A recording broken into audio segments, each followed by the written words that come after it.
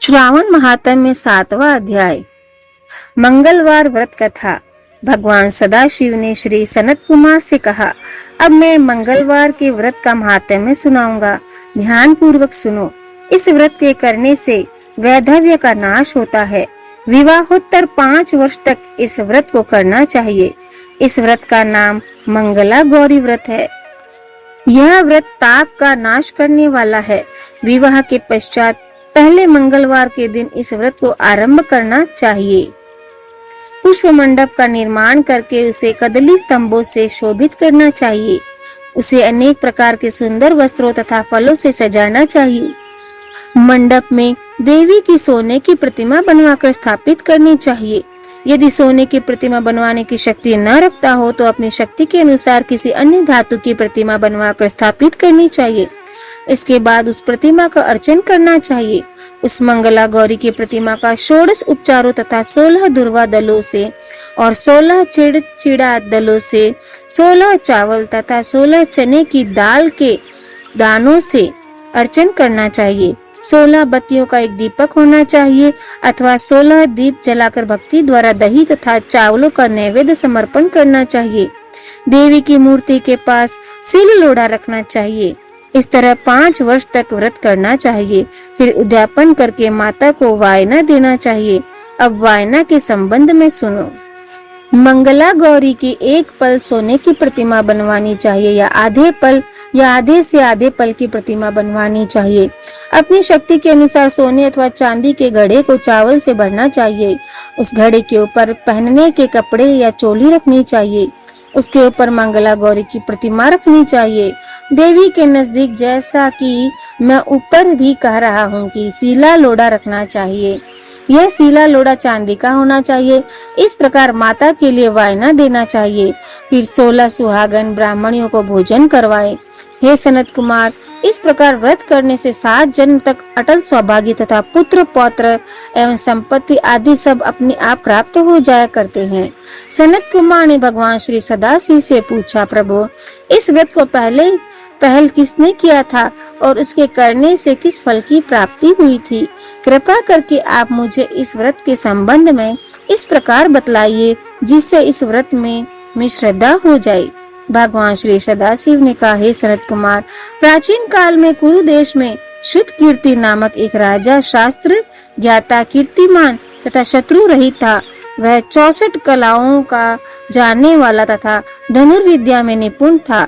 उसके यहाँ संसार की किसी वस्तु की कमी न थी। कमी थी तो केवल एक संतान की। संतान प्राप्ति के लिए वह दिन रात यत्न करता था।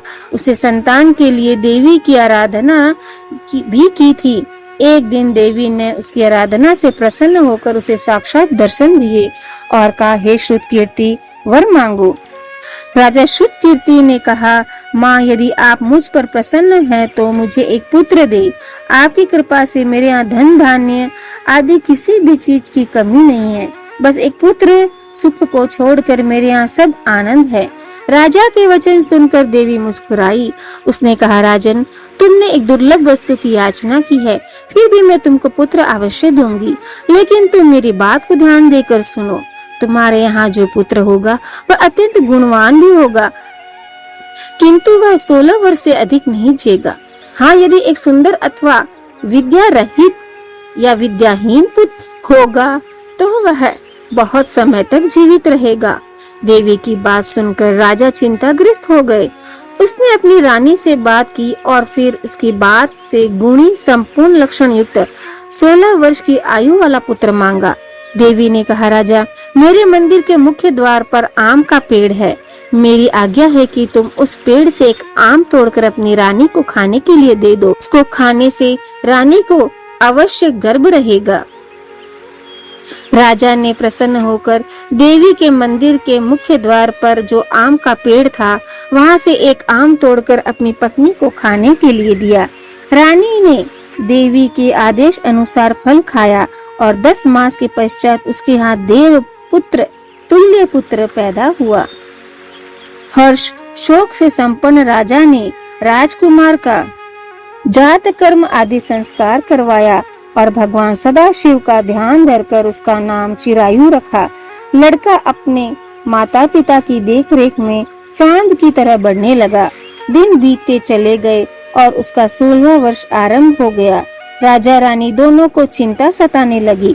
राजा ने सोचा, मैंने यह पुत्र बड़े कष्ट से प्राप्त किया है, अपनी आंखों से मैं इसकी मृत्यु कैसे देख सकूंगा। यह विचार करके उसने राजकुमार को उसके मामा के साथ काशी भेज दिया। जाने के समय रानी ने अपने भाई से कहा, तुम कार्पटिक वेश धारण करके राजकुमार को काशी ले जाओ। मैंने इसके जन्म से पूर्व भगवान श्री सदाशिव से प्रार्थना की थी कि हे प्रभु, पुत्र प्राप्ति पर मैं उसे जगतपति की यात्रा के लिए भेजूंगी। तुम इसको इसी समय काशी ले जाओ, इसकी देह प्राण की रक्षा करना। रानी का भाई अपनी बहन की बात सुनकर भांजे को साथ लेकर काशी चला गया। कई दिन की यात्रा के पश्चात वह आनंद नगर पहुंचा। वहां पर वीरसेन नामक राजा राज्य करता था, जो कि शास्त्र ज्ञाता था, कीर्तिमान तथा रहित था। उस राजा की कन्या मंगला गौरी अपने रूप लावण्य के कारण चहु ओर प्रसिद्ध थी। मानो वह राजकुमारी आकाश के चांद की तुलना में धरती का चांद थी। जिस समय राजकुमार चिरायु तथा उसका मामा आनंद नगर में शहर से बाहर के शाही बगीचे में पहुंचे, उस समय राजकुमारी मंगला गौरी अपनी सखी सहेलियों के साथ खेल रही थी। राजकुमार चिरायु तथा उसका मामा खेलती हुई लड़कियों को देखने लगे। खेलती हुई लड़कियों में से एक ने क्रोध में भरकर राजकुमार को रंडा कहा। उस बालिका को क्रोधित और दुर्वचन कहते देखकर राजकुमारी ने उस बालिका से कहा, हे सखी, तुम दुर्वचन क्यों कहती हो? मेरे संग अयोग्य वाणी बोलने वाली कोई भी स्त्री नहीं है। देखो, मंगला गौरी के प्रसाद एवं मंगला गौरी व्रत के प्रभाव से मेरे हाथ से जिसके माथे पर चावल गिर जाए, उसके साथ मेरा विवाह हो जाने पर यदि वह थोड़ी आयु वाला है तो भी चिरायु हो जाएगा। इसके बाद सब बालिकाएं अपने अपने घरों को लौट गई। उस दिन राजकुमारी का विवाह बाल्हिक देश के दृढ़ धर्मा राजा के पुत्र से सुकेतु नाम वाले राजकुमार से होने वाला था, लेकिन सुकेतु मूर्ख, कुरूप तथा बहरा था। वर पक्ष वाले उसकी बजाय विवाह मंडप में अन्य अच्छा वर ले जाने की इच्छा प्रकट कर चुके थे। विवाह के पश्चात सुकेतु के बजाय प्रस्तुत वर को भगा दिया जाएगा और सुकेतु बाल्हिक देश को अपनी पत्नी लेकर लौट जाएगा। ऐसा विचार करके वर पक्ष के कुछ आदमी चिरायु के पास जाकर उसके मामा से कहने लगे, यह बालक तुम हमें दे दो, इसके द्वारा हमारा कार्य सिद्ध होने वाला है। इस भूमि पर परोपकार जैसा अन्य कोई धर्म नहीं है। उन लोगों की बात सुनकर चिरायु का मामा प्रसन्न हो गया, क्योंकि वह बगीचे में मंगला गौरी की बात सुन चुका था। उसने वर पक्ष वालों से कहा, आप लोग इस लड़के को क्यों चाहते हो? विवाह के लिए वस्त्र, गहने आदि तो मांगे जा सकते हैं, लेकिन कोई वर थोड़े ही मांगा जाता है। फिर भी मैं अपनी बात रखता हुआ लड़का आपको दे रहा हूँ। वर पक्षीय जन राजकुमार चिरायु को विवाह मंडप में ले गए और विवाह कार्य सिद्ध हो गया। जब सप्तपदी आदि कार्य होने के बाद रात में राजकुमार मंगला गौरी के साथ सोया, तभी उसका 16वां वर्ष समाप्त हो रहा था। ठीक उसी समय काल सांप के रूप में वहां आया। संयोगवश उसी समय राजकुमारी की नींद खुल गई और वह सांप को देखकर मारे भय के कांपने लगी। फिर उसने भय त्याग कर सांप की पूजा की, पीने के लिए उसे बहुत सा दूध दिया, प्रार्थना की, दीन वाणी से उसकी स्तुति की। मंगला गौरी ने कहा, मैं उत्तम व्रत करूंगी, मेरे पति देव जीवित हो जाएं और चिरंजीव हो। देखते ही देखते सांप कमंडल में प्रवेश कर गया। अपनी कूच की चोली से राजकुमारी ने कमंडल का मुख बांध दिया। उस समय राजकुमार अपने शरीर के अंगों को ऐंठते हुए जाकर उठकर बैठ गया। उसने राजकुमारी से कहा, मुझे बहुत भूख लगी है। राजकुमारी ने माता के समीप जाकर लड्डू आदि लाकर राजकुमार को खाने के लिए दिए। राजकुमार ने प्रसन्न होकर भोजन किया। हाथ धोते समय उसने हाथ से अंगूठी गिर गई। वह पान खाकर दोबारा सो गया। उसके सोने के बाद राजकुमारी कमंडल को बाहर फेंकने के लिए गई, लेकिन विधि के विधान से बाहर जाते समय चमकते हुए हार की चमक देखकर चकित रह गई। उसने उस घट में स्थित हार को अपने गले में पहन लिया।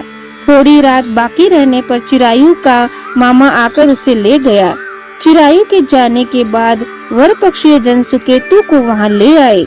मंगला गौरी ने जब सुकेतु को देखा तो कहा, यह मेरा पति नहीं है।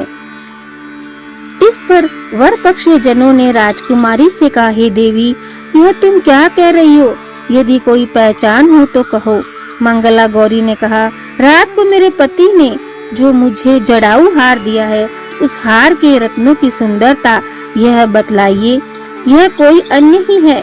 रात्रि में आम्रसेचन के समय मेरे पति का केशर युक्त पद मेरी जांघ में लगा हुआ है।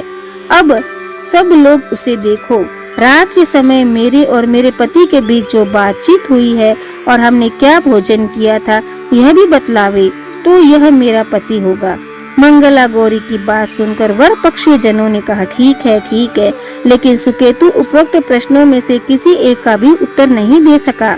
इस पर कन्या पक्ष वालों ने उसके साथ राजकुमारी को भेजने से इनकार कर दिया और वक्ष पक्षीय जन अपना सा मुंह लेकर जैसे आए थे वैसे ही लौट गए। मंगला गौरी के पिता महाराज वीरसेन ने प्रसन्न होकर एक महान यज्ञ रचाया। उसने यह भी सुना कि वर पक्षीय जन किस प्रकार अपने कुरूप राजकुमार के बजाय किसी अन्य सुंदर युवक को विवाह के मंडप में ले आए और उसके साथ मंगला गौरी का विवाह हुआ था। अब मंगला गौरी राजमहल के बरामदे में एक चिक की ओट में बैठ गई और प्रत्येक आते जाते यात्री को देखने लगी ताकि उनमें से कहीं उसे चिरायु दिखाई दे जाए। उधर चिरायु भी अपने ससुराल का हाल जानने के लिए अपने मामा के साथ वहां आन पहुंचा। जो ही वह चिक के सामने गुजरा, मंगला गौरी ने उसे देखकर कहा, पिताजी, मेरे पति आ गए हैं। राजा ने तुरंत ही मामा भांजे को राजभवन में भीतर बुलवा भेजा। मंगला गौरी की बतलाई हुई सब निशान आयु में मौजूद थी। राजा ने वस्त्र भरण, अश्व, गज, रथ तथा अन्य बहुत सी चीजों के साथ मंगला गौरी को चिरायु के साथ कर दी।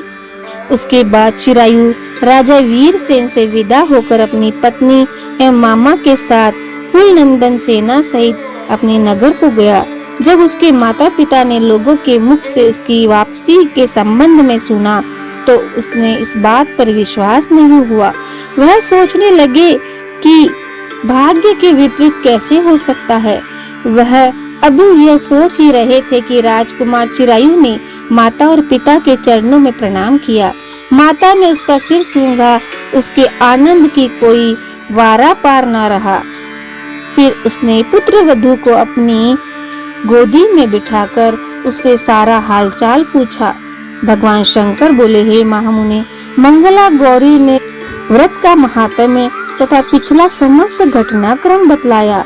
सनत कुमार मंगला गौरी के कारण ही तभी से यह व्रत मंगला गौरी के नाम से प्रसिद्ध हुआ। इसे जो कोई भी सुनेगा अथवा इसका कीर्तन करेगा, उसके भी सभी मनोरथ सिद्ध हो जाएंगे, इसमें संशय नहीं है। श्री सूत जी बोले, हे ऋषिगण, भगवान शंकर ने सनत कुमार से इस व्रत को कहा और वह इस कार्य सिद्धि वाले व्रत को सुनकर गदगद हो उठे। उनको इसके सुनने से परमानंद की प्राप्ति हुई। बोलो सदाशिव भगवान की जय। बोलिए मंगला गौरी की जय।